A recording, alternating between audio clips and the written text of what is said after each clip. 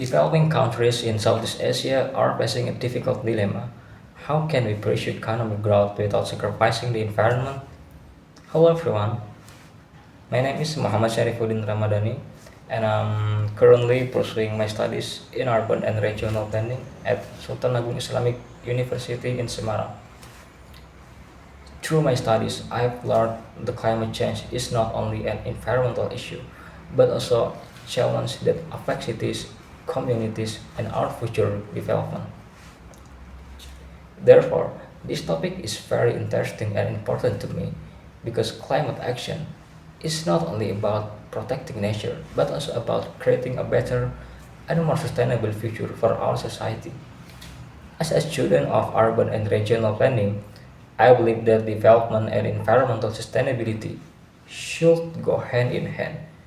We cannot continue building cities, industries, and economies while ignoring the environmental consequences. That is why achieving net zero emissions has become one of the most important global goals today. Ladies and gentlemen, today sustainability has become one of the main foundations of development in 21st century. Countries around the world are expected to balance economic growth with environmental protection. However, behind this expectation lies what is often referred to as the paradox of sustainability. Developed countries historically relied on fossil fuels to accelerate industrialization and economic growth. Through that process, they contributed significantly to global carbon emissions since the beginning of large scale industrialization in the 18th century. Meanwhile, developing countries are now expected to reduce emissions and pursue low carbon development pathways, even while many of their societies are still struggling to fulfill basic needs. For many people, in developing countries, the primary concern is survival, how to provide food, income, and security for their families. Whether the energy produces low carbon emissions or not is often far beyond their immediate priorities. This is the difficult reality faced by many countries in Southeast Asia today.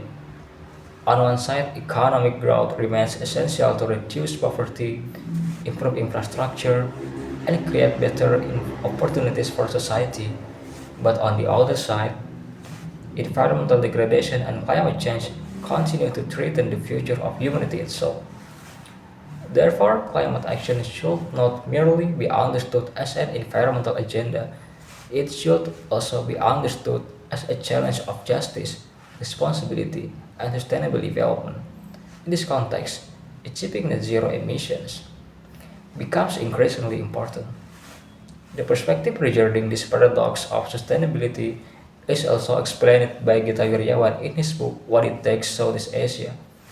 He explains that as a result of coal consumption and other fossil fuels usage, approximately 1.7 trillion tons of carbon dioxide have been released into the atmosphere since the Industrial Revolution.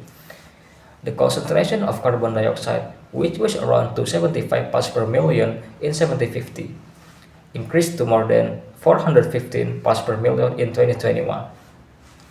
In response to these impacts, developed countries have gradually shifted toward renewable energy and promoted energy efficiency as part of their efforts to reduce carbon emissions. However, the long history of fossil fuel-based industrialization has left significant environmental consequences that continue to influence climate change today. On the other hand, developing countries in Southeast Asia are facing far more complex challenges.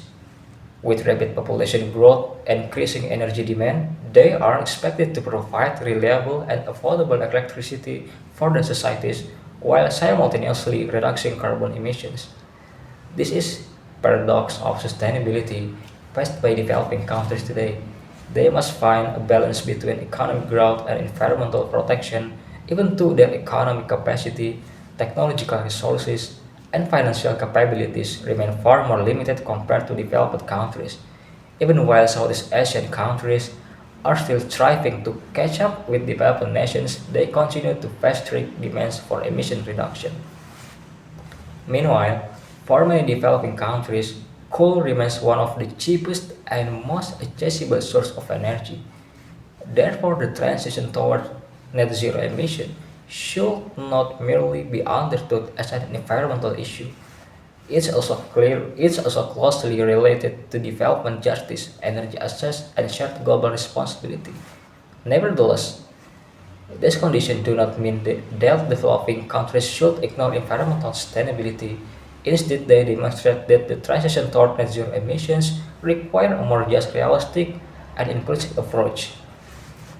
Climate action is no longer simply a discussion about the future. It has already become a reality that shapes the way we live today.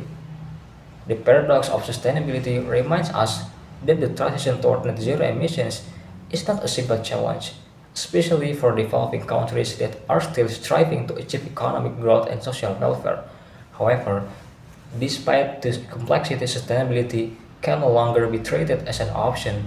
It must become the foundation of future development because ultimately the true measure of nation progress is not only defined by how fast its economy grows but also by how responsibly it protects the environment to ensure the well-being of future generations. Thank you.